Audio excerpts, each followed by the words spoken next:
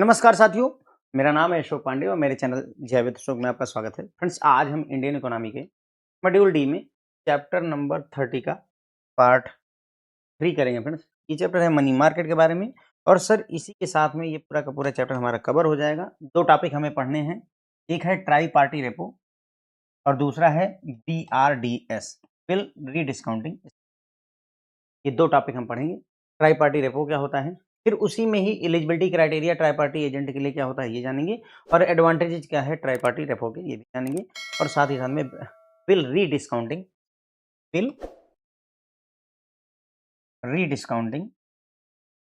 BRDS के बारे में भी डिस्कस हम करने वाले हैं। तो स्टार्ट करेंगे और इसी के साथ फ्रेंड्स ये चैप्टर पूरा का पूरा हमारा कवर हो जाता है। ट्राई पार्टी रेपो क्या होती है, तो आपने रेपो पढ़ाई है, पिछले लेक्चर में हमने रेपो के बारे में पढ़ा। रेपो में कैसे काम चलता है, मान लीजिए यहाँ पर एक बैंक ए है, ठीक है, इसके पास फंड की शॉर्टेज है, पैसे की कमी है, लेकिन इसके पास गवर्नमेंट सिक्योरिटीज मौजूद हैं। ये क्या करता है, मान लीजिए बैंक बी है, उससे बोलता है कि यार मुझे जो है रुपए उधार दे दो। बैंक बी बोलता है कि तो रुपए तो मैं उधार तुम्हें दे दूंगा, बदले में तुम मुझे क्या दोगे, तो बदले में ये बोलता है कि जो गवर्नमेंट सिक्योरिटी, और बाद में 15 दिन बाद, 1 दिन बाद जस्ट इसका उल्टा हो जाता है, गवर्नमेंट सिक्योरिटी ए के पास आ जाती है, रुपए बी के पास चले जाते हैं, दैट इज रेपो। यही होता है रेपो का फंडा, ठीक है। रीपर्चेज एग्रीमेंट मतलब ये जो गवर्नमेंट सिक्योरिटीज बेची गई हैं, इनको रीपर्चेज करने का मतलब जिम्मा लिया हुआ है ए ने, तो उसे ही रीपर्चेज एग्रीमेंट या रेपो ट्रांजेक्शन हम कह देते हैं। अब इसमें कंसर्न क्या होता है कि भाई बैंक ए को कैसे पता चलेगा कि बैंक बी मुझे उधार दे देगा, कैसे पता चलेगा? तो हो सकता है कि बैंक बी के पास जाए ए, बैंक बी के पास हो ही ना जुगाड़ पानी पैसे का, वो बैंक सी के पास जाएगा, मे बी सी भी ना दे पाए तो डी के पास जाएगा, फिर ई के पास जाएगा, फिर एफ के पास, फिर जी के पास, फिर एच के पास में, ऐसे उसको कई जगहों पर जाना पड़ेगा, तब जा करके ये पता चला कि हाँ एफ के पास में पैसे हैं। तो अब क्या होगा, ए और एफ के बीच में एक एग्रीमेंट होगा, रेपो ट्रांजेक्शन बनेगी, ठीक है। लेकिन अगर यही काम जो है ए और एफ के बीच में, यही काम, अब एफ के पास पैसा है और ए को पैसे की ज़रूरत है। ये काम कोई एक बीच का व्यक्ति हो जिसको पता हो, मिडलमैन, एक मीडिएटर हो, मिडलमैन हो, जिसको पता हो कि हाँ, ए को पैसों की ज़रूरत है और एफ के पास पैसा है। अगर ऐसी जानकारी हो जाए, तो चीज़ें आसान हो जाएँगी। तो यहीं पर ही एक मीडिएटर, जिसे ट्राई पार्टी एजेंट कहते हैं, ट्राई पार्टी एजेंट बोलते हैं, उसका रोल आ जाता है। तीसरी पार्टी एक इंट्रोड्यूस कर दी जाती है, जिसका काम ये होता है इन दोनों की ज़रूरतों को पूरा करना और ए और एफ को सिर्फ़ इतना देखना है कि मेरी ज़रूरत क्या है। यानी ए को ये बताना होता है कि मुझे रुपए चाहिए, एफ को ये बताना है कि मेरे पास रुपए हैं, मैं दे सकता हूँ, ये बोलेगा कि मैं ले सकता हूँ करके, ठीक है? अब बाकी सारी ज़िम्मेदारी इस थर्ड पार्टी एजेंट की होती है, कितना गवर्नमेंट सिक्योरिटी आनी है, क्या होना है, क्या नहीं, सारी ज़िम्मेदारी इस थर्ड पार्टी एजेंट के ऊपर आ जाती है। That's try party repo. उम्मीद है चीज़ें समझ में आई होंगी। A try party repo is a type of repo contract where a third entity other than बारोवर and lender, बारोवर और लेंडर के अलावा एक तीसरी पार्टी इन्वॉल्व हो जाती है, जिसे ट्राई पार्टी हम एजेंट के नाम से बुलाते हैं। Act as an intermediary between the two party to the repo, जो कि एक ये जो ट्राई पार्टी एजेंट है या थर्ड एंटिटी है, ये काम करती है किसका, इंटरमीडिएटरी का, मीडिएटर का काम करती है दो लोगों के बीच में रेपो ट्रांजेक्शन में, और फैसिलिटेट करता है कौन, ट्राई पार्टी एजेंट या जो तीसरी पार्टी है, वो काम क्या क्या करेगा, facilitate services like collateral selection. यानी कोलेटरल सिलेक्शन की जिम्मेदारी किसकी होगी, कौन सी सिक्योरिटी लेनी है वो जिम्मेदारी अब ट्राई पार्टी एजेंट की होगी। पेमेंट और सेटलमेंट का काम कौन देखेगा, ट्राई पार्टी एजेंट देखेगा। कस्टडी एंड मैनेजमेंट, कस्टडी मतलब जो गवर्नमेंट सिक्योरिटी है उसकी कस्टडी में रखना, होल्ड करके, ये सारी जिम्मेदारी किसकी होगी, ट्राई पार्टी एजेंट की होगी। During the life of transaction, जितने समय तो रेपो ट्रांजेक्शन चलेगी उतने समय तक ये पूरी जिम्मेदारी ट्राई पार्टी एजेंट संभालेगा। इसमें अब मतलब ना ए को ज़्यादा लोड लेना है और ना ही बी को ज़्यादा यहाँ पर लोड लेना होता है, सारी जिम्मेदारी ट्राई पार्टी एजेंट के कंधों पर आ जाती है। The tri party repo system was introduce by RBI in August 2017। अगस्त 2017 में आरबीआई ने ट्राई पार्टी रेपो जो है कॉन्सेप्ट इंट्रोड्यूस किया।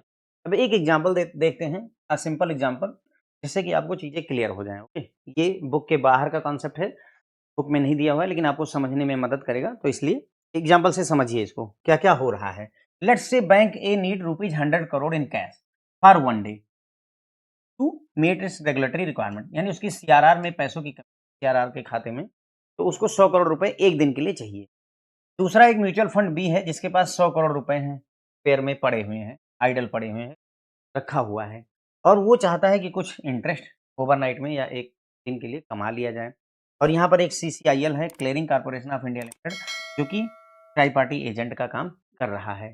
तो अब ये ट्रांजैक्शन कैसे होगी पूरा देखते हैं। पहला स्टेप होगा द एग्रीमेंट। पहले एग्रीमेंट हो जाता है, bank A and mutual fund B agree to repo transaction at 6.5% repo rate. Bank A और बैंक बी, एक एग्जांपल है ये फ्रेंड्स, ओके। तो बैंक ए और म्यूचुअल फंड बी दोनों एग्री करते हैं कि हम एक रेपो ट्रांजेक्शन 6.5% पर करेंगे। दोनों के दोनों लॉगिन करते हैं सिस्टम पर और नोटिफाई करते हैं सीसीआईएल को अबाउट द डील, और सीसीआईएल को बताते हैं कि हाँ, हमें, एक बोलेगा कि हमें पैसों की जरूरत है, दूसरा बोलेगा हमारे पास पैसे पड़े हुए हैं। अब आता है सर द हैंडओवर, जिसे लेग 1 कहा जाएगा। Instead of dealing with each other they deal with CCIL. अब यहाँ पर बैंक ए को और म्यूचुअल फंड बी को एक दूसरे से डील करने की जरूरत नहीं, वो सीधे सीधे डील करते हैं उस ट्राई पार्टी एजेंट जिसे हमने सीसीआईएल कहा हुआ है। यहाँ पर सीसीआईएल ट्राई पार्टी एजेंट का काम कर रहा है। म्यूचुअल फंड बी सेंड करता है 100 करोड़ रुपए कैश सीसीआईएल को, उसका 100 करोड़ कैश था तो सीसीआईएल को भेज देगा। बैंक ए क्या करता है, उसको 105 करोड़ रुपए की गवर्नमेंट बॉन्ड भेज, इसको सीसीआईएल को, सीसीआईएल के वाल्ट में बैंक ए की तरफ से 105 करोड़ रुपए के गवर्नमेंट बॉन्ड आ जाते हैं। अब 100 करोड़ रुपए का उधारी चाहिए, 105 करोड़ के बॉन्ड दिए जा रहे हैं। क्यों? क्योंकि 5 करोड़ एक्स्ट्रा इसलिए हैं सेफ्टी मार्जिन के लिए, अगर कुछ नुकसान हो या इंटरेस्ट वगैरह ना पे कर पाओ तो यहाँ से वसूल लिया जाएगा। सीसीआईएल क्या करेगा, इस कैश को बैंक ए को दे देगा। क्या करेगा सीसीआईएल, इस कैश को बैंक ए को दे देता है। अब आती है सर लेग 2, पेबल, पे बैक, वापस लौटाने की। अगला दिन जब आता है तो बैंक ए सेंड करता है 100 करोड़ रुपए प्लस जो भी ओवरनाइट का इंटरेस्ट रेट बना वो सीसीआईएल को देता है। सीसीआईएल इमीडिएटली ये कैश रिटर्न कर देता है म्यूचुअल फंड बी को और रिलीज कर देता है गवर्नमेंट बॉन्ड जो भी बैंक ए के उसके पास रखे हुए थे, और ट्रेड ये कंप्लीट हो जाती है। तो होप है कि ये मतलब एकदम प्रक्रिया स्मूथ सी है, ठीक है। कैसे हुआ, ए हो गया यहाँ पर बैंक ए, यहाँ पर म्यूचुअल फंड बी ए, यहाँ पर बीच में सीसीआईएल है। तो पहला काम क्या हुआ, पहला काम ये हुआ कि बैंक म्यूचुअल फंड बी ने सीसीआईएल को 100 करोड़ रुपए, 100 करोड़ रुपए दे दिए। बैंक ए ने क्या किया, 105 करोड़ रुपए की गवर्नमेंट सिक्योरिटी सीसीआईएल को भेज दी। गवर्नमेंट सिक्योरिटी सीसीआईएल के खाते में आकर के रख जाती है, म्यूचुअल फंड बी के पास नहीं जाती है, ठीक है। अब अगले स्टेप में क्या होगा, फिर से अगेन सीसीआईएल है, यहाँ पर बी है और यहाँ पर ए है। सीसीआईएल क्या करेगा, ये जो 100 करोड़ रुपए यहाँ से आए थे ये उठा करके इसको दे देगा ए को। 100 करोड़ रुपए तुम ले लो क्योंकि गवर्नमेंट बॉन्ड आ चुके हैं, तो 100 करोड़ रुपए ए के पास पहुंच गए, बात हो गई खत्म। उसके बाद अब अगला दिन जब आया तो क्या होगा, अगले दिन फिर से ए सीसीआईएल और बी है, ठीक है। अब ए क्या करेगा, अगले दिन 100 करोड़ रुपए सीसीआईएल को लौटा देगा। ये 100 करोड़ रुपए सीसीआईएल क्या करेगा, म्यूचुअल फंड बी को लौटा देगा, ठीक है। हाँ, बात खत्म हो जाती है। तो बी ने 100 करोड़ रुपए दिए थे, म्यूचुअल फंड को 100 करोड़ वापस मिल गए। और सीसीआईएल क्या करेगा, जो अपने पास गवर्नमेंट सिक्योरिटीज रखी हुई थी 105 करोड़ की, इसको रिलीज कर देगा, इसको गवर्नमेंट सिक्योरिटीज ए को दे देगा। तो ए ने गवर्नमेंट सिक्योरिटी दी थी वो वापस पा गया 105 करोड़ की, और बी ने वो 100 करोड़ दिए थे वो वापस पा गए, ठीक है। और इसमें ये 100 करोड़ प्लस इंटरेस्ट भी देता है। कौन क्या, ए क्या करेगा, 100 करोड़ रुपए तो देगा ही देगा, जो प्लस इंटरेस्ट भी पे कर देता है। तो बस इस तरीके से ये रेपो ट्रांजेक्शन कायदे से tri party repo transaction complete होती है। ट्राई पार्टी है, 3 पार्टियां इन्वॉल्व हैं। पहले, इसके पहले जो मैंने आपको एग्जांपल दिया था उसमें सिर्फ ए और बी थे, सिर्फ ए था और बी था। ए जो है मान लीजिए 100 करोड़ रुपए इनको देता था और बी बदले में इनको गवर्नमेंट सिक्योरिटी देता था, तो आई लाइक दैट। लेकिन ट्राई पार्टी रेपो, ठीक है। तो बस इतनी बातें आपको समझ में आ गई हैं, तो काम अपना हो गया है। अब यहाँ से बुक किस लैंग्वेज, यानी हमारा जो एग्जाम्पल था वो खत्म हो गया, बुक की लैंग्वेज से समझ लेते हैं चीजें।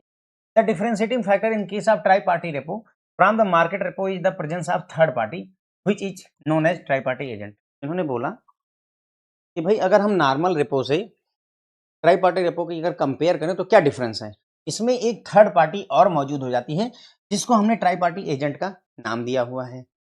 The job of the tri party agent is to administer the transaction between the lender and the borrower. अब इसका काम क्या होता है ट्राई पार्टी एजेंट का, कि जो लेंडर और बारोअर के बीच में ट्रांजेक्शन हो रही है उसको एडमिनिस्ट्रेटिव लुक देना, यानी कि पूरा मैनेज करना इसी की जिम्मेदारी होती है, पूरी मैनेजमेंट की जिम्मेदारी इसकी होती है।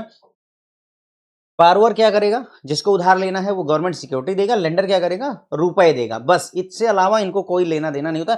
सारी जिम्मेदारी जो है ट्राई पार्टी एजेंट के कंधों पर होती है। The tri party agent does post trade processing, यानी ट्रेड के बाद जो प्रोसेसिंग होती है वो देखेगा, जैसे कोलेट्रल सिलेक्शन, यानी कौन सी गवर्नमेंट सिक्योरिटी लेनी चाहिए नहीं लेनी चाहिए, पेमेंट और सेटलमेंट हो जाए, यानी कि पैसा चला आए और चला जाए ये भी देखना है, custody and management of the collateral, यानी कि कस्टडी देखना, यानी जो गवर्नमेंट सिक्योरिटी है वो किसके पास रहती है, सीसीआईएल के पास ही पड़ी रहती है during the life of transaction. तो ये सारी जिम्मेदारियां सर जो है किसके कंधों पर होती है, ट्राई पार्टी एजेंट के कंधों पर होती है। वंस अ लेंडर और borrower notifies about the transactions, the agent matches the transaction and if successful process it. मतलब कहने का इनका ये है कि प्रक्रिया कैसे चलती है। प्रक्रिया ऐसे चलती है कि आप वेबसाइट पर लॉगिन करते हैं और बोलते हैं कि बैंक ये बोलता है कि मुझे 100 करोड़ रुपए का कैश चाहिए। म्यूचुअल फंड भी जो है बोलता है कि मेरे पास 100 करोड़ रुपए कैश पड़ा हुआ है। ऐसे करके सबने लॉगिन करके डिटेल दे दी, तो उन डिटेल्स को वो देखेगा, फिर उनको मैच करवाएगा, कौन, ट्राई पार्टी एजेंट। और अगर मैच हो जाता है कि भाई इनको 100 करोड़ चाहिए, इनके पास 100 करोड़ है, मान लो बैंक बी यहाँ पर मौजूद है, बैंक बी को 500 करोड़ रुपए चाहिए, लेकिन यहाँ कोई ऐसा है नहीं जिसके पास 500 करोड़ है, तो बैंक बी की बात तो भी नहीं बनेगी, लेकिन ए का मैच हो गया कि हाँ ठीक है, ए के पास में 100 करोड़ है, म्यूचुअल फंड के पास 100 करोड़ है, तो लेन देन का काम खत्म हो जाता है। ठीक है, अगर सक्सेसफुल हो जाता है तो प्रोसेस मतलब समझ गए, यही इतनी बात हो गई यहाँ पर कि मैचिंग करवाने का काम ये देखता है। The agent automatically selects from the securities account of the seller sufficient collateral that satisfied the credit and liquidity criteria set by the buyers. अब देखिए गहराई में और अगर हम उतरे तो हमको ये पता चलता है कि जो एजेंट है, ट्राई पार्टी एजेंट, वो खुद ऑटोमेटिकली सेलेक्ट करता है, कहाँ से, सिक्योरिटीज अकाउंट से, सेलर के सिक्योरिटीज अकाउंट से खुद सेलेक्ट करता है क्या, सफिशिएंट कोलेटरल, पर्याप्त कोलेटरल, जो कि जरूरत को पूरी कर दें क्रेडिट और liquidity criteria set by the buyer. मतलब कहने का, जैसे उसने कहा ना कि ए ने 105 करोड़ रुपए की 105 करोड़ रुपए के गवर्नमेंट बॉन्ड दे दिए, ऐसा नहीं है। क्या होता है, ट्राई पार्टी एजेंट खुद ही उसके कोलेटरल अकाउंट में जाकर के, सिक्योरिटीज अकाउंट में जाकर के ए के खुद ही 105 करोड़ की कौन सी सिक्योरिटी सेलेक्ट करनी है, बॉन्ड सेलेक्ट करना है, वो खुद करता है। ये जिम्मेदारी भी ट्राई पार्टी एजेंट के ही कंधों पर होती है। वहां मैंने जो आपको एग्जांपल दिया सर, वो एक समझाने का है कि मतलब एक्चुअली ऐसे-ऐसे ये चीजें चल रही हैं। रियलिटी में थोड़ा बहुत डिफरेंस हो सकता है, okay. The tri party agent continue to manage the transaction by making periodical revolution of the collateral and margin. मतलब कहने का ट्राई पार्टी एजेंट जो है ट्रांजैक्शन को मैनेज करता है। कैसे मैनेज करता है, समय-समय पर रिवैल्यूएट करता है, मतलब जो है कोलेटरल कितना है, मार्जिन कितना है, देखता रहता है। Tri party agent does not change the relationship between the borrower and lender. मतलब इनका कहने का है, अगर ट्राई पार्टी रेपो की ट्रांजैक्शन है, तो जो पहले बारोअर था, अगर मान लो ए बारोअर था और बी जो है लेंडर था, if A was borrower and B was lender, तो भले ही यहाँ पर सीसीआईएल आ गया, लेकिन अभी भी ए और बी जो है बारोअर और लेंडर ही कहलाएंगे।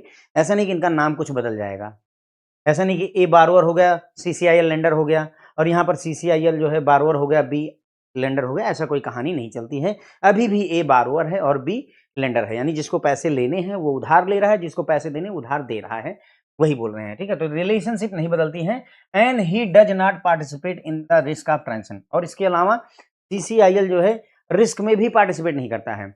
अगर सोचो कि ए ने, मतलब ए बाद में पैसा देने से मना कर जाए, तो ये रिस्क सीसीआईएल के कंधों पर नहीं आए।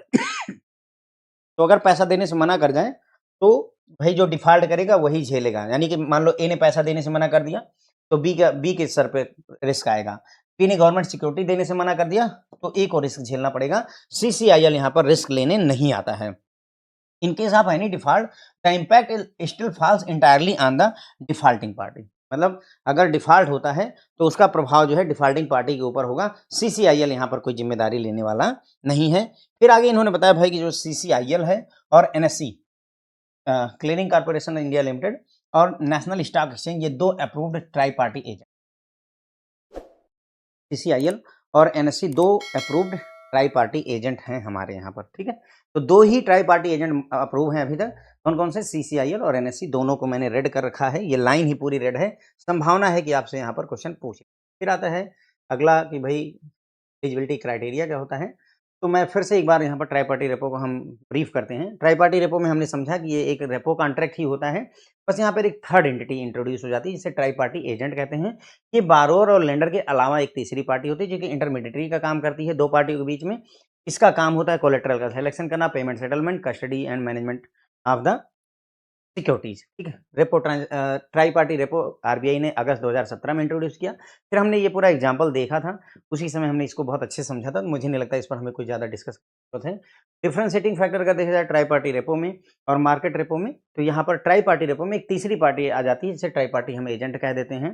ट्राई पार्टी एजेंट का जॉब होता है ट्रांजेक्शन को मॉनिटर करना बिटवीन लेंडर एंड बारोअर, एडमिनिस्टर करना, लेंडर और बारोअर के बीच में ट्रांजेक्शन को एडमिनिस्टर करना। अगेन वही कि एजेंट क्या-क्या काम करता है, पोस्ट ट्रेड प्रोसेसिंग करता है, कोलेटरल का सिलेक्शन की जिम्मेदारी, पेमेंट और सेटलमेंट करवाने की जिम्मेदारी, कस्टडी एंड मैनेजमेंट की जिम्मेदारी कोलेटरल की इसके ऊपर होती है।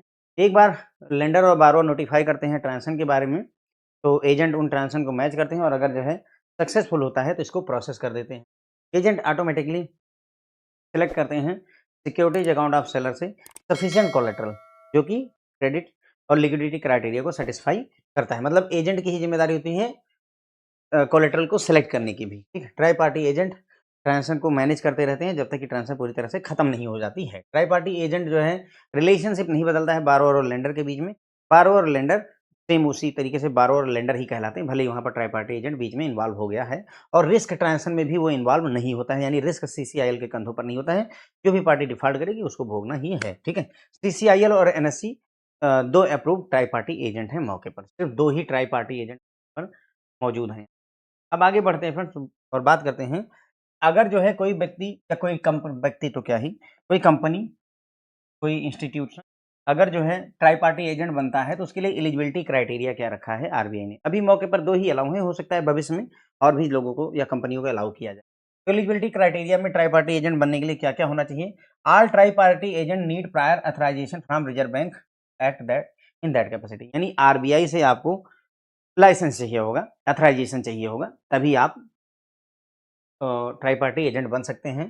Scheduled commercial bank, recognised stock exchange and clearing corporation of stock exchange or clearing corporations authorized under payment and settlement system act are eligible to be triparty।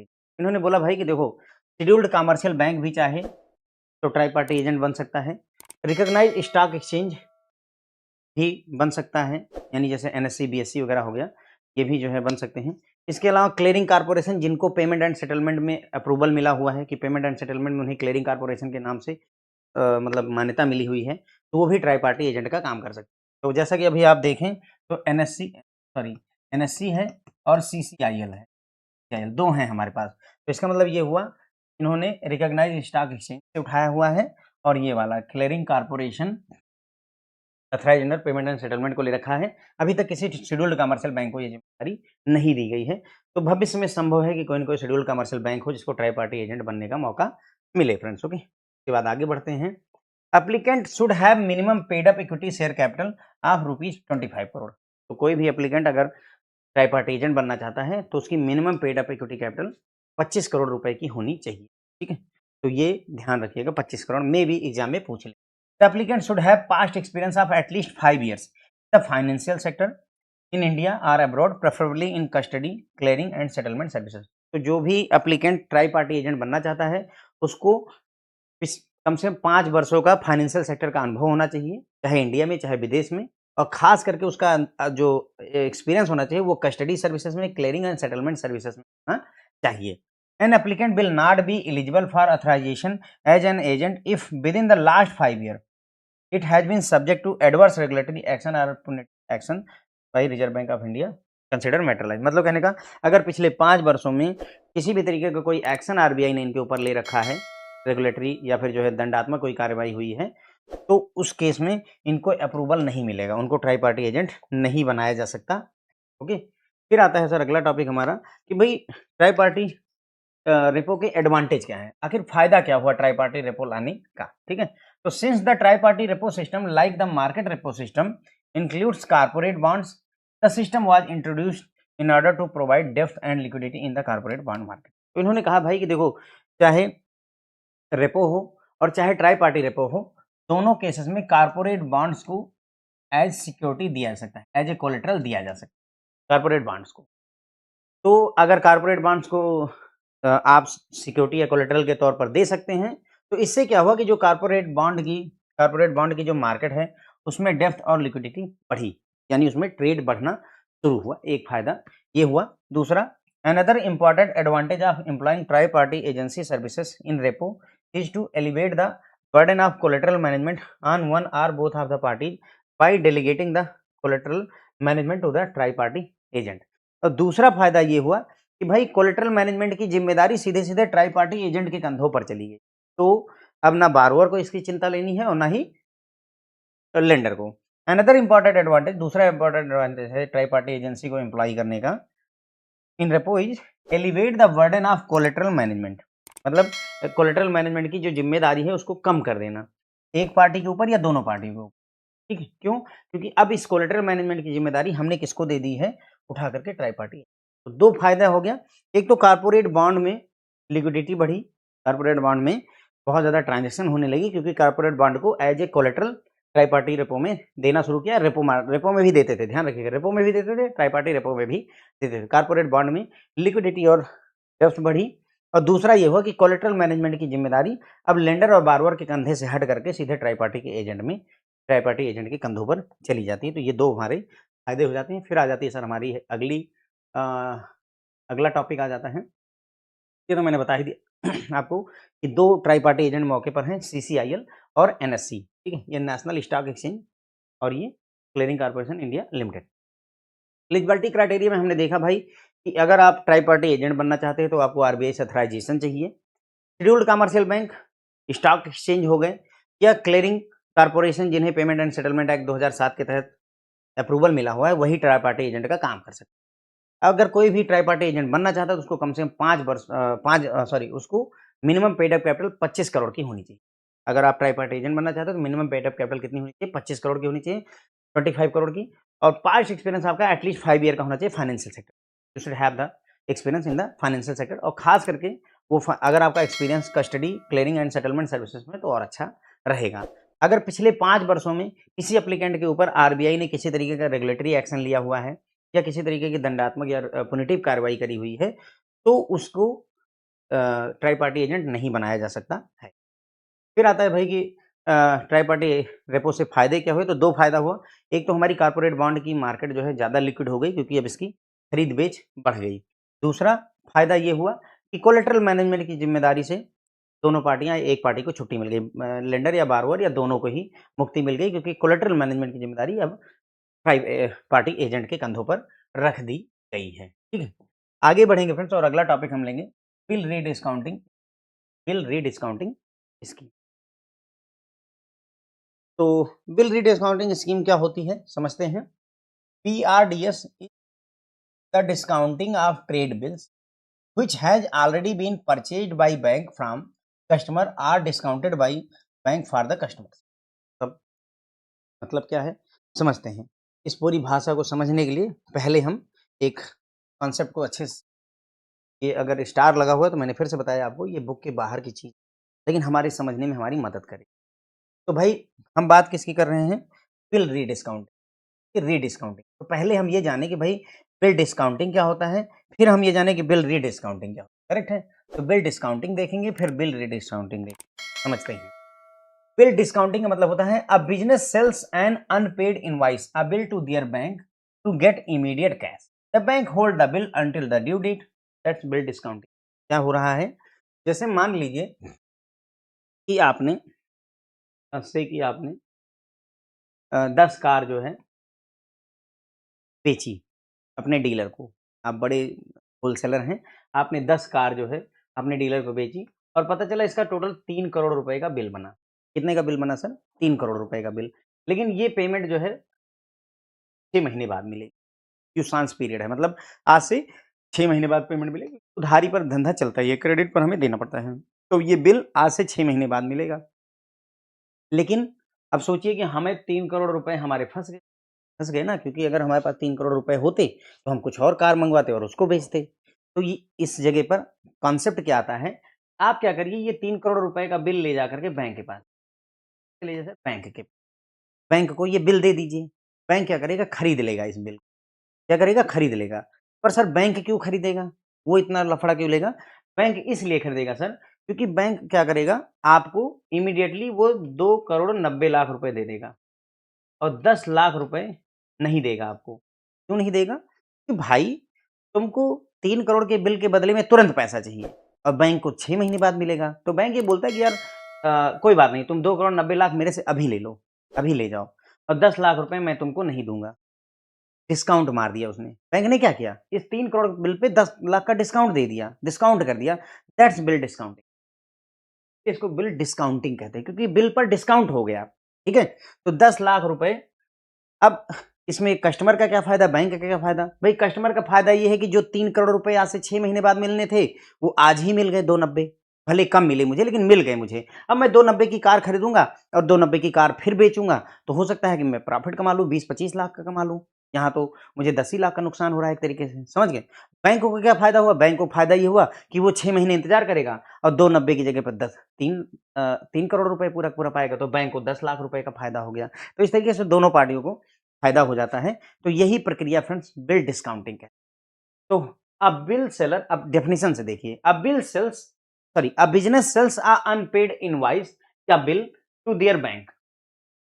ठीक है? एक बिज़नेस सेल करता है अनपेड इनवॉइस को, क्योंकि ये 3 करोड़ की unpaid bill था, अनपेड इनवॉइस थी, तो बिज़नेस इसको बेच देता है बैंक को इमीडिएट कैश पाने, ताकि उसे इमीडिएट कैश मिल जाए। ठीक है? तुरंत ही कैश मिल गया 290। And bank holds the bill until the due date. अब बैंक क्या करेगा? इस बिल को फेंकेगा नहीं, वो 6 महीने इंतज़ार करेगा। 6 महीने आएगा तो जिसको भाई 3 करोड़ देने हैं, उस डीलर ने, वो 3 करोड़ रुपए इनको देगा और ये बिल खत्म हो जाएगा। ठीक है? इतनी बात क्लियर हो गई। अब आता है सर कि बिल रीडिस्काउंटिंग क्या होती है? बिल रीडिस्काउंटिंग, भाई डिस्काउंटिंग तो समझ में आया। तो कस्टमर का बिल लिए और डिस्काउंट कर दिए, तो बिल डिस्काउंटिंग। अब आता है बिल रीडिस्काउंटिंग, ये समझते हैं। The bank which is now holding this that bill. जिस बैंक के पास, मान लेते हैं कि पीएनबी है, पीएनबी ने ये बिल होल्ड करके रखा है 3 करोड़ रुपए का, उसके पास ये 3 करोड़ का बिल पड़ा हुआ है पीएनबी के पास। तो bank which is now holding that bill need cash itself. लेकिन अब बैंक को कैश की जरूरत पड़ गई। बैंक सोचता है यार कि इस बिल का कुछ करके अगर हमको पैसे मिल जाए तो फायदा हो जाएगा। तो क्या होता है कि जो बैंक के पास ये बिल है उसको भी कैश की जरूरत पड़ गई, तो इट रीसेल्स, तो ये क्या करेगा? ये भी बेच देगा or rediscount that same bill to another financial institution like RBI और अदर बैंक। Get liquid. समझे बात को? अब क्या हुआ? कस्टमर तो तुमको बिल देकर गया, लेकिन तुमको भी पैसे की जरूरत है, तो तुमने क्या किया? ये 3 करोड़ रुपए का बिल पीएनबी ले जा करके आरबीआई के पास चला गया। बोला RBI, reserve Bank of India, हमारे पास एक बिल है, आप इसको ले लीजिए, हमको पैसे दे दीजिए। ठीक है? तो यहाँ पर क्या हुआ? बिल जो बिका हुआ था, सेल हो चुका था, तभी तो आप पीएनबी के पास आया, उसको रीसेल किया जा रहा है। बिल जो डिस्काउंट हो चुका था, उसको रीडिस्काउंट करवाया जा रहा है। दोबारा से डिस्काउंटिंग परिस्थिति आ रही है ताकि लिक्विडिटी यानी कैश मिल सके। तो इसे ही फ्रेंड्स बिल रीडिस्काउंटिंग कहते हैं। I believe now it is clear to you. ठीक है? इसेंशियली अगर देखा जाए, bill discounting is the bank lending to the businesses. Bill discounting का मतलब होता है बैंक उधार दे रहा है किसको? बिजनेस को, कस्टमर को, है ना? भाई बिल डिस्काउंटिंग जब हुई थी तो 3 करोड़ रुपए में से 2 करोड़ 90 लाख रुपए का उधार बैंक ने कस्टमर को दे दिया था। एंड बिल रीडिस्काउंटिंग का मतलब होता है इज बैंक बारोइंग, बैंक यहाँ खुद उधार ले रहा है आरबीआई से from another institution using the same bill as collateral. उसी बिल को कोलेटरल बंधक के तौर पर रख करके बिल रीडिस्काउंटिंग में बैंक खुद उधार ले रहा है। ठीक है? तो बिल डिस्काउंटिंग में बैंक लोन देता है, लेंड करता है। ठीक है? और बिल रीडिस्काउंटिंग में बैंक बारो करता है। तो मैं समझता हूं कि चीजें अब आपको क्लियर हो गई होंगी, बिल डिस्काउंटिंग या बिल रीडिस्काउंटिंग। फिर भी यदि नहीं समझ में आई है तो एक बढ़िया सा एग्जांपल लेंगे इस पूरी प्रक्रिया का और चीजें और क्लियर हो। अब अगेन थोड़ा समय लगेगा सर, तो कोई बात नहीं है, लेकिन चीजें कम से कम समझ में तो अच्छा, बिल डिस्काउंटिंग ये होती है, बिल रीडिस्काउंटिंग ये होती है, थोड़ा समझ में आया होगा आपको। Process, imagine a manufacturer ABC corporation who sells good to a buyer on 90 days credit. मान लीजिए एक मैन्युफैक्चरर है एबीसी कॉर्पोरेशन, जो 90 दिन की उधारी पर अपने बायर को सामान बेचता है। स्टेप नंबर 1 होगा the discounting. ABC corporation draw करता है अ bill of exchange of ₹10 lakh due in 90 days. ABC corporation ने एक बिल ऑफ एक्सचेंज बनाया 10 लाख रुपए का, जो कि 90 दिन बाद उसको मिलने वाला है बायर से। And they take this bill to bank X, और ये बिल ले जाकर के बैंक एक्स के पास चला जाता है, बोलता है कि हमको इमीडिएट कैश की जरूरत है। बैंक एक्स क्या करता है? एबीसी कॉर्पोरेशन को 9.8 लाख दे देता है। और 20,000 रुपए डिस्काउंट या फी के रूप में रख लेता है। यही डिस्काउंटिंग कहलाता है फ्रेंड्स। ओके, तो 10 लाख रुपए के बिल के बदले में 9,80,000 रुपीज जो मिले हैं, इसी को फ्रेंड जो है डिस्काउंटिंग या फीस कह देते हैं। ठीक है, तो वही बात जो मैंने आपको समझाई थी कि उनका 10 लाख का बिल था, 90 दिन बाद पेमेंट मिलनी थी। बैंक एक्स ने इसको 9.8 लाख दे दिया और 20,000 रुपए अपने पास रख लिया। Now bank x own the bill, है ना। अब बिल किसके पास है मौके पर? Now bank x owns the bill, तो बैंक एक्स के पास बिल है। अब सोचो कि अगर आगे कोई काम ना करे बैंक एक्स, तो जब 90 दिन बीतेगा, जब 90 डेज बीतेगा, तो बिल किसके पास है? बैंक एक्स के पास है। तो 10 लाख की पेमेंट किसको मिलेगी? बैंक एक्स को मिलेगी। सिंपल सी बात है ना, क्योंकि बैंक एक्स के पास अब ये बिल है, तो अब थोड़ी ना उसको 10 लाख रुपए वो एबीसी कारपोरेशन को थोड़ी ना देगा। एबीसी कारपोरेशन को 10 लाख दे देगा, 9.8 लाख हम दिए तो बर्बाद हो जाएंगे। तो इसलिए जो बिल है, जिसके हाथ में बिल होगा पेमेंट वही पाता है। तो बैंक एक्स को 90 दिन बाद पेमेंट मिलनी थी। लेकिन अब क्या हुआ, 90 दिन का समय लंबा था, बैंक एक्स को भी पैसों की जरूरत पड़ी। Step 2 the rediscounting. A week later, एक हफ्ता बीत गया, बैंक एक्स फेस करता है temporary cash crunch. Bank X को टेम्पोररी कैश की दिक्कत हो जाती है। दे नीड लिक्विडिटी, उन्हें कैश की जरूरत है। So they take that 10 lakh bill to RBI or another large financial institution. वो क्या करते हैं, 10 लाख रुपए का bill Reserve Bank of India के पास या किसी और बड़े बैंक के पास लेकर के चले जाते हैं कि भैया हमको जो है पैसों की आवश्यकता आन पड़ी है। तीसरा स्टेप आता है the liquidity. RBI agrees to rediscount the bill. RBI agree करता है कि ठीक है, हम इस बिल को रीडिस्काउंट कर देंगे। अब आपको समझ में आ रहा है रीडिस्काउंट क्यों करेंगे, क्योंकि एक बार डिस्काउंट तो बैंक एक्स ने डिस्काउंटिंग तो कर ही रखी है। अब इस बैंक एक्स ने डिस्काउंटिंग कर रखी, तो आरबीआई जो है उसके बाद फिर से डिस्काउंटिंग कर रहा है, तो इसीलिए रीडिस्काउंट करता है the bill or derivative issuance prominent note. यानी कि या तो उस बिल को जो है डिस्काउंट रीडिस्काउंट करता है, या derivative DUPN derivative issuance prominent note को रीडिस्काउंट करता है। अब ये क्या चीज है, ये क्या बला है, पूरा पढ़ेंगे। अभी बस सिर्फ इतना समझ लीजिए कि जैसे एक बिल है तो उसको बिल बोल देंगे, लेकिन तुम ये सोचो कि बहुत सारे बिल हों, बहुत सारे बिल हों। जैसे मान लो ये एक बिल था 10 लाख रुपए का, तो इसको तो हमने बोल दिया कि भाई एक बिल है जिसको रीडिस्काउंट। लेकिन हम बैंक ए है, बैंक एक्स के पास में एक 1 करोड़ का बिल है, एक 5 करोड़ का बिल है, एक 10 लाख का बिल है, एक 15 लाख का बिल है, एक 25 लाख का बिल है। इस तरीके से उसके बाद मान लीजिए कुल मिलाकर के एग्जाम्पल के लिए मान लीजिए 7 करोड़ के टोटल बिल हैं। वो इन 7 करोड़ के अलग अलग बिल को ना ले जा करके उनकी जगह पर एक डीयूपीएन बना लेता है। डीयूपीएन क्या, डेरिवेटिव यूशांस प्रोवेनिएंट नोट बना लेता है कि भाई हमारे पास में एक डीयूपीएन है। यानी कि अब इतने बिल की जगह पर एक कागज का नया टुकड़ा सामने आ जाता है, जिसे डीयूपीएन कहा गया। क्या बोला गया, डीयूपीएन डेरिवेटिव यूशांस प्रोवेनिएंट नोट। और ये बैक्ड है किससे, बैक्ड मतलब इसको सपोर्ट देने के लिए ये इतने सारे बिल मौजूद हैं। तो अब आगे जो डील होती है वो इन सारे बिल को एक 15-20 बिल ले जा करके नहीं होती है, एक जो है प्रोमिसरी नोट ले जाया जाता है और बोला जाता है कि भाई ये प्रोमिसरी नोट के अगेंस्ट में हमारे पास बिल है मौजूद, अब इसको डिस्काउंट री डिस्काउंट। ठीक है, आगे हम पढ़ेंगे डीयूपीएन के बारे में डिटेल में चर्चा करनी, नॉट टू वरी, अभी थोड़ा सा समझा दिया मैंने आपको। ठीक है, अब क्या होगा, दे पे यानी आरबीआई क्या करता है, बैंक एक्स को पे कर देता है 9.9 लाख। यानी कि क्या हुआ था, एबीसी एबीसी जब अपना बिल लेकर गया था, एबीसी जब अपना बिल लेकर गया था एक्स के पास में, तो एक्स ने क्या किया था, इसको 9.80 लाख दे दिया। ठीक है, अब एक्स यही बिल लेकर के गया किसके पास में, आरबीआई के पास में। तो आरबीआई ने क्या किया, तो जो है 9.90 लाख।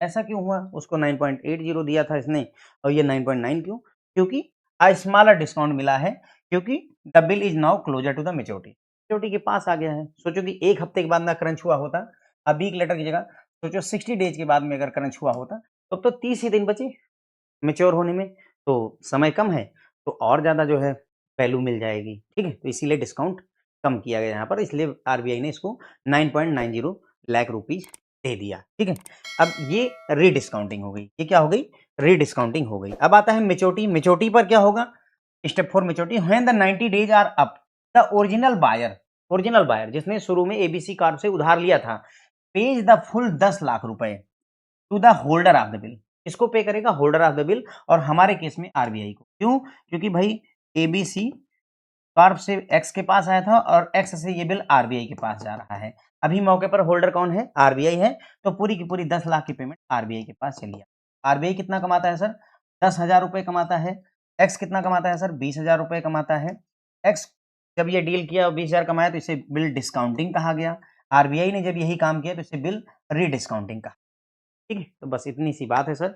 मुझे उम्मीद है कि चीज़ें आपको क्लियर हो गई होंगी। अब आते हैं, अब आगे बढ़ते हैं और बुक की लैंग्वेज समझते हैं। तो these trade bills arise out of supply of goods और सर्विसेज। तो ये जो हमारे बिल होते हैं, ट्रेड बिल होते हैं, कहाँ से आते हैं? भाई हमने कोई गुड्स सप्लाई की होगी, हमने कोई सर्विसेज सप्लाई की होगी, वहीं से ये बिल निकल करके आते हैं। Banks in their normal course of business discount genuine bill of exchange. तो बैंक जो है अपने नॉर्मल कोर्स ऑफ बिजनेस में जेन्युइन, जो अच्छी क्वालिटी के, जेन्युइन मतलब फेक बिल नहीं, जेन्युइन जो बिल होते हैं उनको डिस्काउंट करते हैं। This forms part of the loan and advances or credit portfolio of the bank. अब ध्यान रखिएगा, बिल डिस्काउंटिंग किसका पार्ट है? अगर आप बिल डिस्काउंटिंग कर रहे हैं बैंक में, तो ये आपके लोन्स एंड एडवांसेस का पार्ट है। ये लोन है एक तरीके से। बिल डिस्काउंटिंग में क्या हुआ? आपने क्या किया, एक बिल रखा बैंक एक्स ने 10 लाख का और बदले में 9.80 लाख उधार दे दिया, एक तरीके से उधार दिया है, लोन दिया है, लेंडिंग करी है। तो ध्यान रखिएगा कि बिल डिस्काउंटिंग बैंक में लोन एंड एडवांसेस का या उसके क्रेडिट पोर्टफोलियो का हिस्सा होता है। अच्छा क्वेश्चन है, अगर गहराई में उतरना चाहे तो गलती आप कर जाओगे कि बिल डिस्काउंटिंग बैंक के किस उसका पार्ट है। तो ध्यान रखिएगा, क्रेडिट का या लोन एंड एडवांसेस का। To provide liquidity and to promote the bills culture in the economy, the RBI formulated a scheme whereby a bank may raise fund by issue of derivative issuance promissory note (DUP). तो liquidity और bill culture को बढ़ावा देने के लिए RBI एक scheme लेकर आया जहां पर बैंक फंड रेज कर सकते हैं, किससे? डेरिवेटिव इशुआंस प्रोमिसरी नोट को इशू करके, in convenient lots and maturities on the strength of genuine trade bills discounted by it. चीजें समझ में आ रही होंगी मैंने क्या कहा? मतलब बैंक के पास जो जेन्युइन ट्रेड बिल हैं, जिसको उसने डिस्काउंट कर रखा है, उसके स्ट्रेंथ पर, उसके आधार पर बैंक डीयूपीएन इशू कर, derivative issuance promissory note issue कर देता है और इसी से आगे चल करके वो पैसा आरबीआई वगैरह से उधार ले लेता है या रीडिस्काउंटिंग करवा लेता है।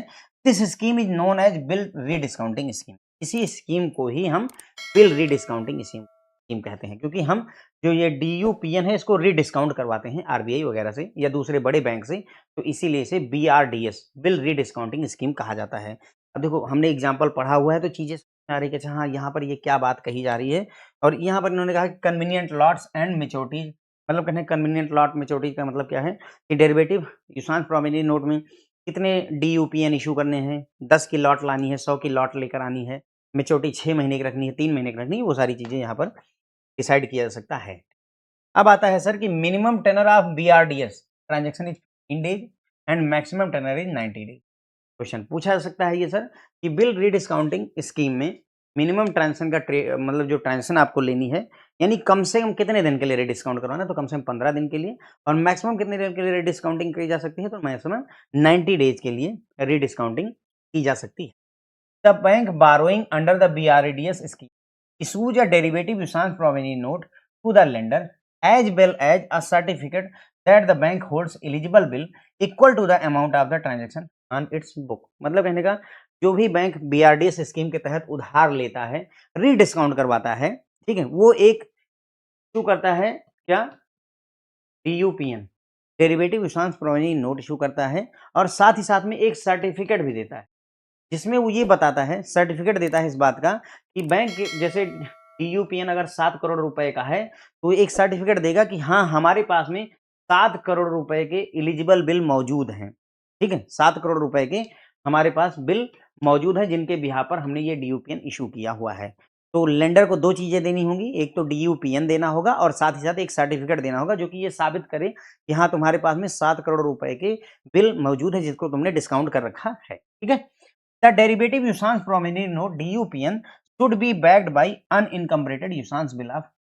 इन्होंने बोला भाई कि जो DUPN होना चाहिए उसको सपोर्ट करने के लिए, उसको उसके बैकग्राउंड में अनइनकम्बरेटेड यूसांस बिल ऑफ एक्सचेंज होना चाहिए। बिल ऑफ एक्सचेंज मतलब वही बिल हो गया, यूसांस मतलब जिसमें अगर आपको बिल पेमेंट करने के लिए 30 दिन का मौका, 10 दिन का मौका, 100 दिन का मौका दिया जाता है तो उसे यूसांस कहते हैं। ठीक है ना, जैसे अभी हमने देखा एग्जांपल में एबीसी कॉर्प ने 90 दिन का समय दिया था तो उसे ही यूसांस पीरियड कह देते हैं। ठीक है, तो यूसांस बिल होना चाहिए यानी कुछ समय बाद पेमेंट होने वाला होना चाहिए। अनइनकम्परेटेड मतलब किसी तरीके का कहीं ये बंधक वगैरह नहीं होना चाहिए, इस पर किसी तरीके का कोई रोक-टोक नहीं होना चाहिए, यानी जब चाहें तब हम इस बिल को बेच सकते हैं, किसी तरीके का कोई बाधा नहीं होनी, अनइनकम्परेटेड होना।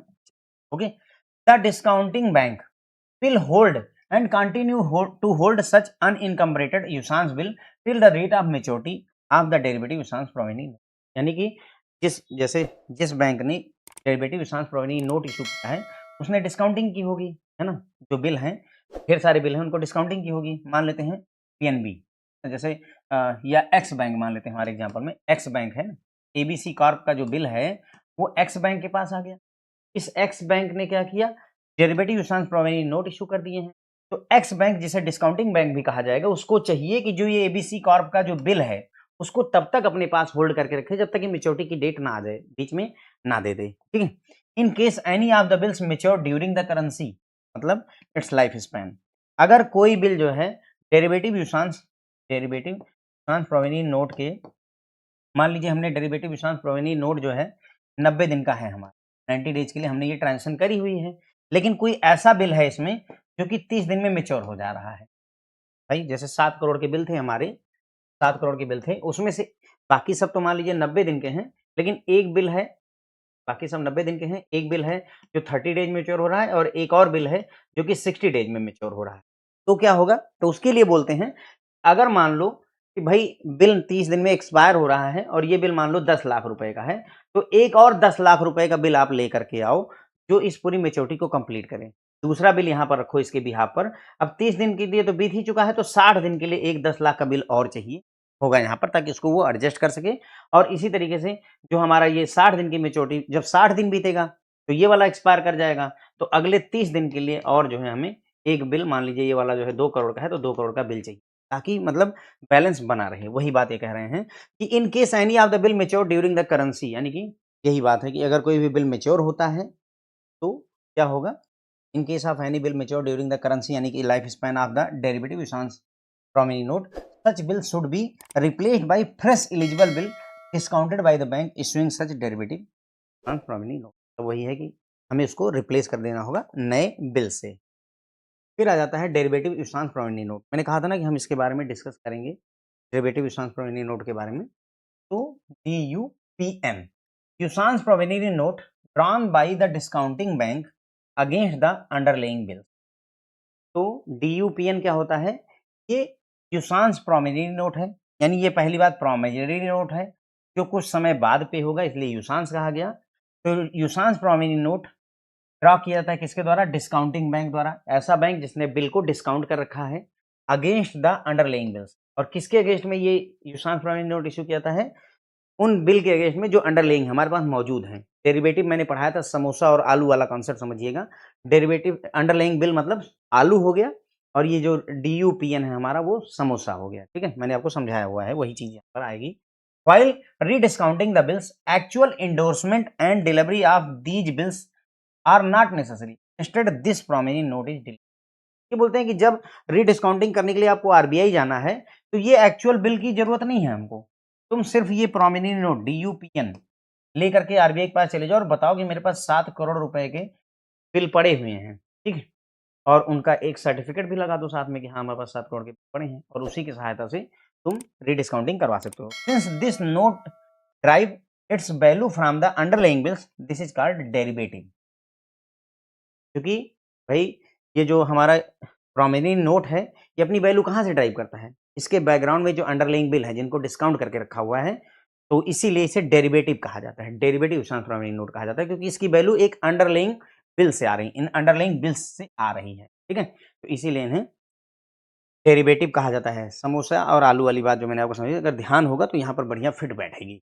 The bank availing of rediscounting facility against bills earlier discounted by it is required to maintain a register containing true and full particulars of usance bill held by it in respect of each promissory note so that the entries in the register can be verified। Normal सी बात है कि भाई जो bank रीडिस्काउंटिंग करवाने जा रहा है अपने बिल के अगेंस्ट में, जिसको उसने डिस्काउंट करके रखा हुआ है, तो उसको चाहिए कि एक रजिस्टर मेंटेन करके रखो, जितने भी यूसांस बिल तुम्हारे द्वारा हेल्ड किए गए हैं प्रोमिनेंट नोट के अगेंस्ट में, उन सबकी डिटेल्स बना करके रखनी होती है। Banks can only rediscount eligible bills which have the following feature. अब बैंक कौन से बिल को रीडिस्काउंट कर सकते हैं, उसके लिए कुछ गाइडलाइन इन्होंने दे रखी है। Bank can only rediscount eligible bills, इनके अंदर ये फीचर होना चाहिए। पहला, the bill of exchange should have arisen on account of bona fide trade transaction, house bills and bill of finance companies are not eligible to cover under BRDS। तो मतलब bill of exchange जो होना चाहिए वो bonafide transaction के आधार पर arise होना चाहिए, यानी कि बोनाफाइड मतलब अच्छी नीयत से की गई ट्रांजैक्शन, मतलब फर्जी बिल नहीं होना चाहिए। हमने फ्रिज वाकई में खरीदा है तो उसका बिल हम यहाँ पर यूज करेंगे, केवल जा करके बिल बनवा लिया है तो उसको यहाँ पर रीडिस्काउंटिंग में नहीं यूज कर सकता है। इसके साथ इन्होंने हाउस बिल और बिल ऑफ फाइनेंस कंपनीज को मना कर रखा है कि ये एलिजिबल ही नहीं होते हैं BRDS में। Bill of exchange should be unencumbered, यानी बिल ऑफ एक्सचेंज एकदम साफ सुथरा होना चाहिए, उस पर किसी भी तरीके का बंधक वगैरह नहीं लगा होना चाहिए। Unexpired tenor of the bill should not be more than 90 days, मतलब कहने का कि बिल की अधिकतम अवधि 90 दिन हो सकती है, अधिकतम अवधि 90 दिन हो सकती है। जो भी बिल यहाँ पर BRDS में यूज किए जाएंगे 90 दिन से अधिक का होता ही नहीं, क्योंकि आपने देखा है BRDS में मिनिमम 15 दिन के लिए ट्रेड होता है और मैक्सिमम 90 डेज के लिए ट्रांजेक्शन्स होती हैं। ठीक है, आगे बढ़ते हैं। The advances of a bank borrowing under the BRDS get reduce to the extent of the borrowing while it is shown as a advance on the lenders book.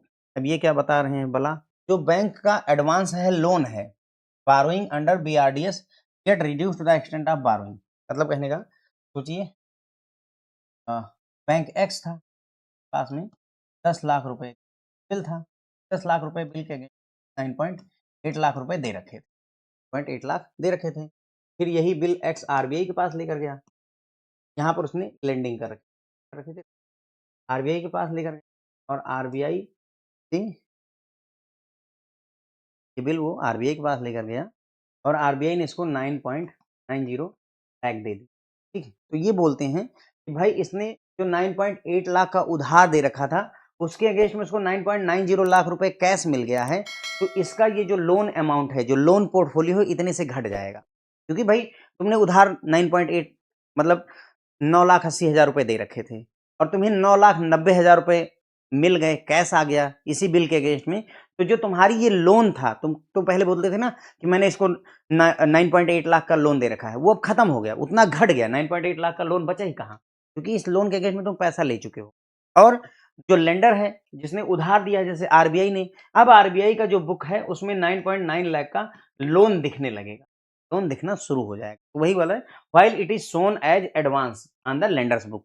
RBI की बुक में loan के तौर पर दिखेगा और जो bank ने बारो कर रखा है उसकी बुक में एडवांस या लोन उसका उतने अमाउंट से घट जाएगा जितना उसने उधारी ले रखी है। The BRDS transaction is carried out on discounted basis and has the following features.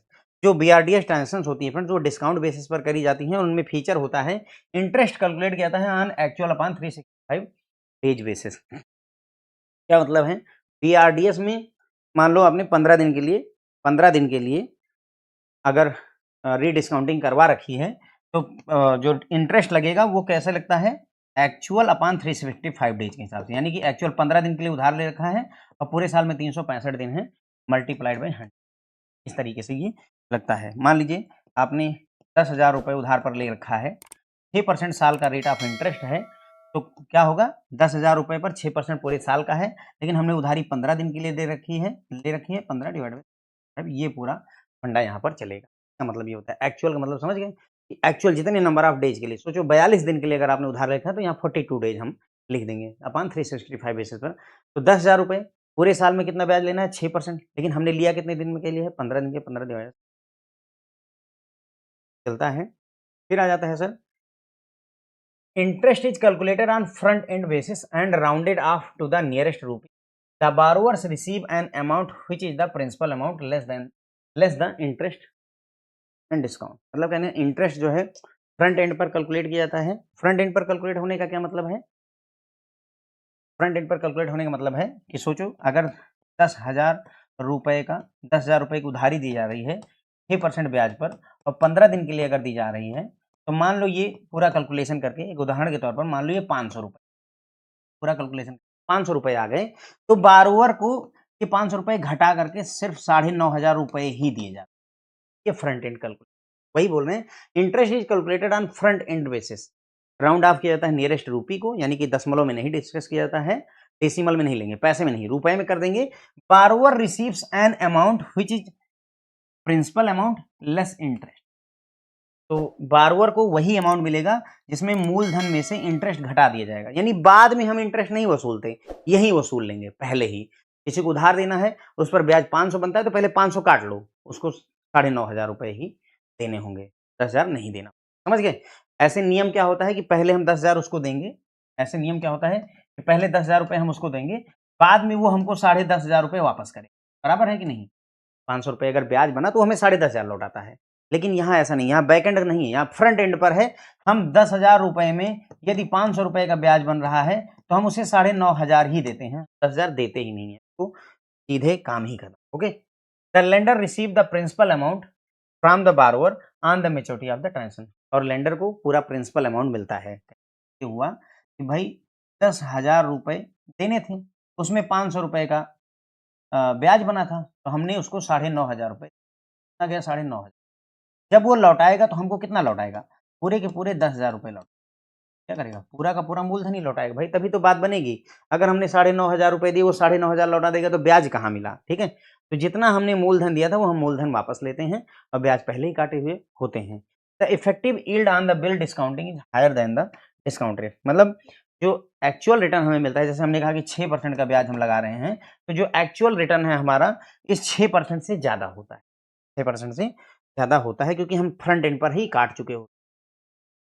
चलिए, तो ये बात हो गई सर हमारी पूरी कहानी यहाँ पर बीआरडीएस के बारे में, बिल रीडिस्काउंटिंग स्कीम को लेकर के पूरा फंडा क्लियर है। अब हम इस पहली लाइन को समझते हैं, अब आपको समझ में आएगा। BRDS is rediscounting of trade bill which have already been purchased by bank from the customer or discounted by bank for the customer. तो यानी बिल रीडिस्काउंटिंग का मतलब हुआ कि कस्टमर से पहले ही हमने बिल को खरीद रखा है या डिस्काउंट कर रखा है, उसको जो है डिस्काउंट करवाना। ठीक है, बीआरडीएस होता है। बिल डिस्काउंटिंग में हमने आपको समझाया भाई बिल डिस्काउंटिंग क्या होती है। जब कोई कस्टमर हमें बिल बेचता है तो बिल डिस्काउंटिंग होती है, और जब हम इस डिस्काउंटेड बिल को बेचते हैं तो रीडिस्काउंटिंग होती है।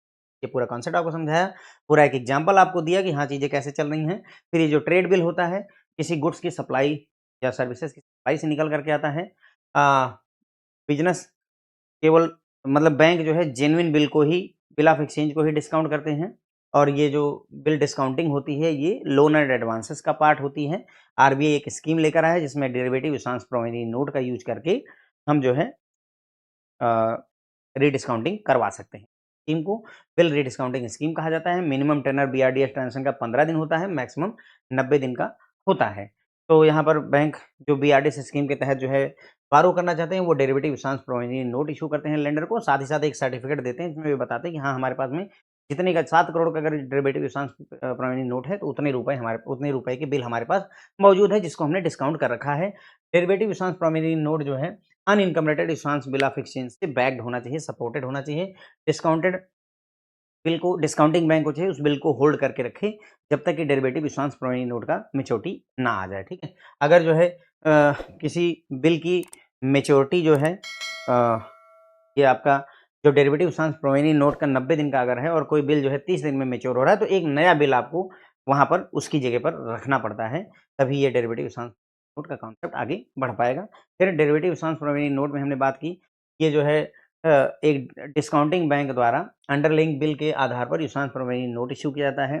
ठीक है, जब रीडिस्काउंटिंग की जाती है बिल की तो हमें वो एक्चुअल बिल की डिलीवरी करने की, एंडोर्समेंट करने की जरूरत नहीं होती है, बल्कि ये प्रोविजनरी नोट पर्याप्त होता है। ठीक है, क्योंकि ये अपनी वैल्यू अंडरलाइंग बिल से ड्राइव करता है, इसीलिए इन्हें डेरिवेटिव इशांश प्रोविजनरी नोट कहा जाता है। ठीक है, रीडिस्काउंटिंग फैसिलिटी,